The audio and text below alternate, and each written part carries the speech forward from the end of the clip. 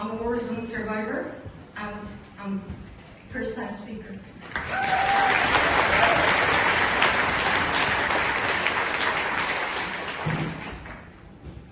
I'm profoundly grateful to be part of a community united in support of marginalized voices like myself, especially as fundamental rights to protest faces increases threat here in the UK. Across our nation in the UK, trade unions have taken the streets, demonstrating unwavering commitment to condemn the genocide in Gaza.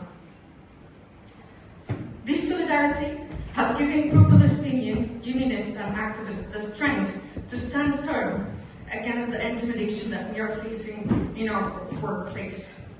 I extend my heartfelt thanks to everyone who had made this possible and give me a voice in this critical time. Especially the NUJ, my union, which has transformed every voice I have received in Gaza from journalists and West Bank and into meaningful action. The NUJ had fought tirelessly and will continue to do so. Motion included Sumaya Jawabra, a friend of mine, a journalist in the West Bank, not in Gaza. She was arrested while she was pregnant, and she would forcibly delivered her baby while she under home arrest. Rola Hassanin is a friend of mine, was denied the right to see her exclusively breastfed baby while she was in detention. She also is a West Bank journalist. The NUJ has called the Prime Minister to act to protect detained journalists in West Bank and Gaza to stop arming Israel, and this fight must not stop. IFJ also showed remarkable efforts supporting brave female journalists with dignity kits, sanitary towels, food and emergency aid, meat and rice.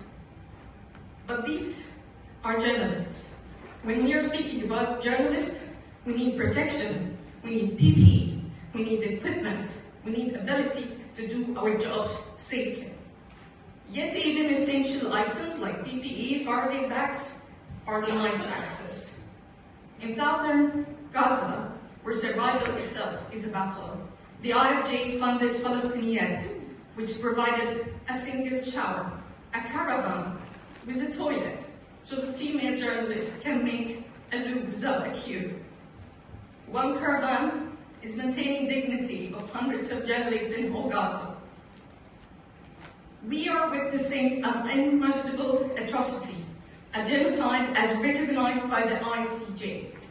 Our cries as unionists for the ceasefire had been heard. Killing the innocent people had been heard, had been stopped.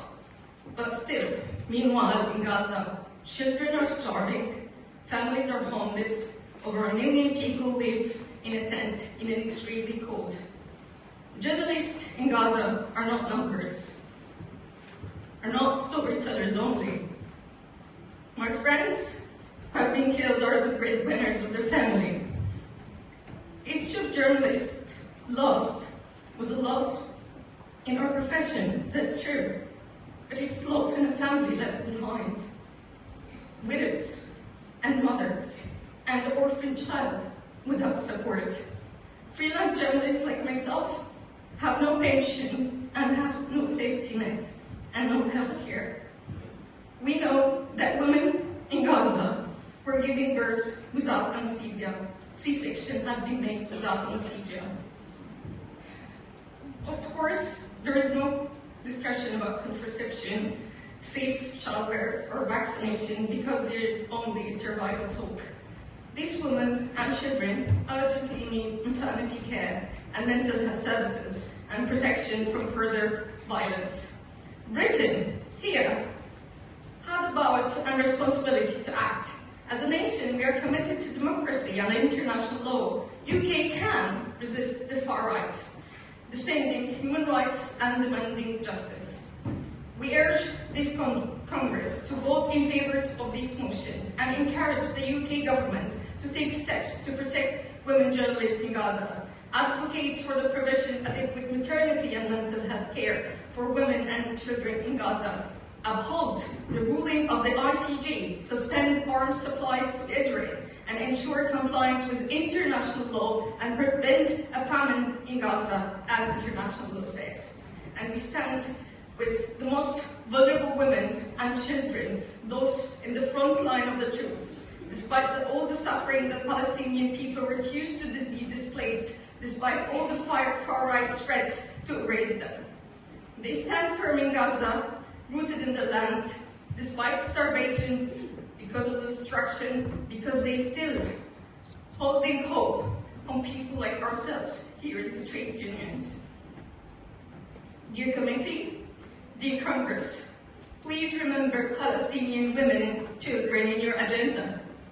Let their struggle be acknowledged. As we say, we stand together to resist, persist, deliver hope to Gaza. Please vote for this.